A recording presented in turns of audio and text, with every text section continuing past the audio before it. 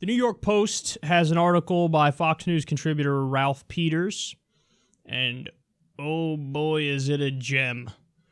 So here's the title. The moral answer to North Korea threats. Take them out! Huh? The moral thing. Take them out. Take out a country. Take out a country. That's always moral. Better 1 million dead North Koreans than 1,000 dead Americans. Wow, what a start to an article.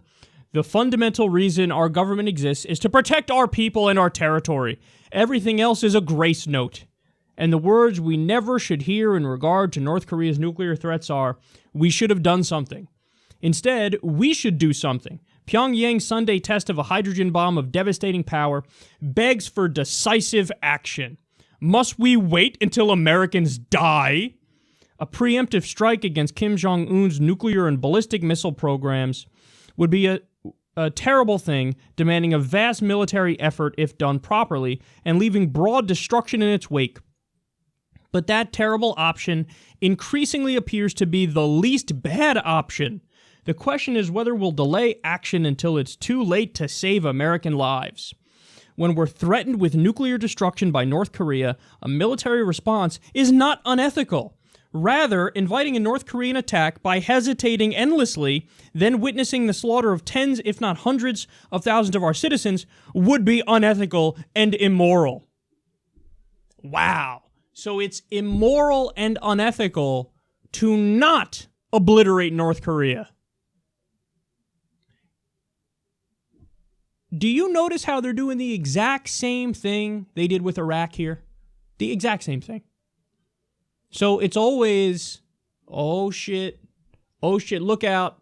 They're testing missiles. Oh my God, they have the bomb. Oh my God, they're going to attack any second now. Oh my God, we have to attack them first. Now, remember what they said about Saddam Hussein.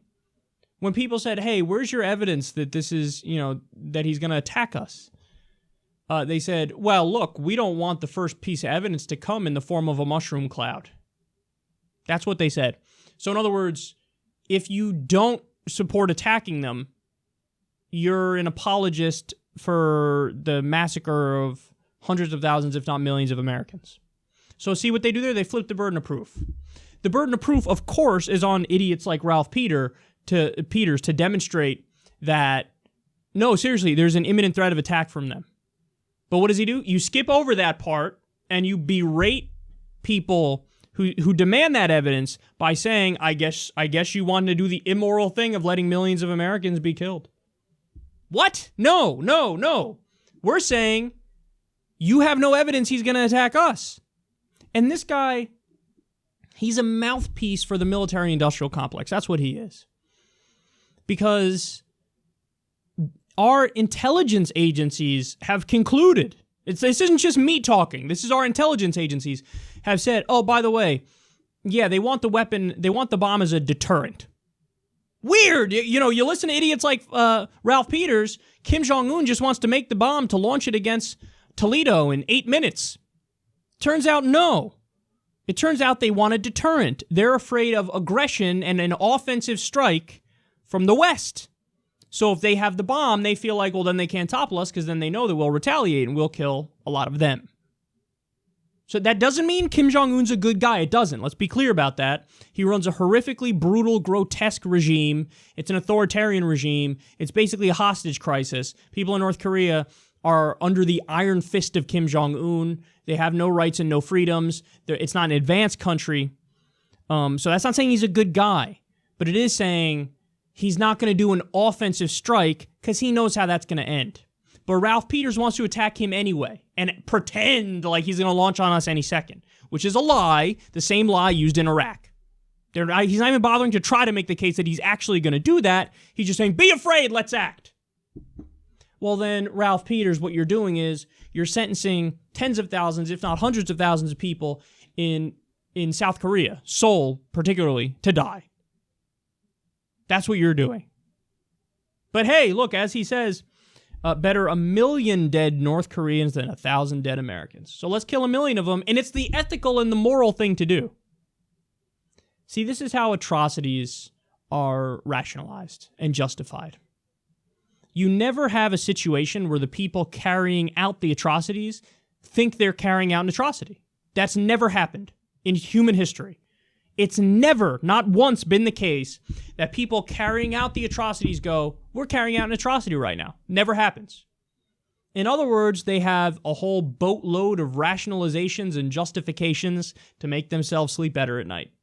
So Ralph Peters has convinced himself that, oh, no, this is the right thing to do.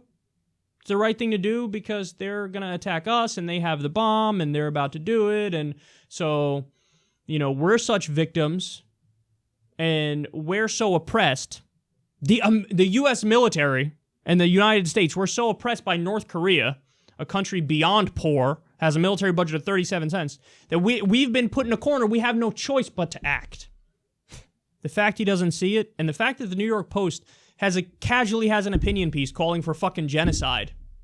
It's the saddest, most disgusting thing I've ever seen, and I have no doubt that when the U.S. empire eventually fails, and it will, people come back and read this as a historical exercise of warped thinking. Because that's what this is. This is warped thinking, perpetual victimhood, the idea that somehow the country that has offensively attacked more countries than anybody in the world post-World War II, I mean, there's been polls where people around the world are asked, which country is the biggest threat to world peace? They don't say India, they don't say Pakistan, they don't say Russia, they don't say North Korea. They say the United States, and it's by a tremendous margin. So somehow, the country that does the most offensive attacks has convinced ourselves that this gnat of a country is going to offensively attack us. This will be example number one of warped thinking from inside the empire and the kind of justification and rationalization that goes into committing mass atrocities. That's what this is. Thank you, New York Post, and thank you, Ralph Peters.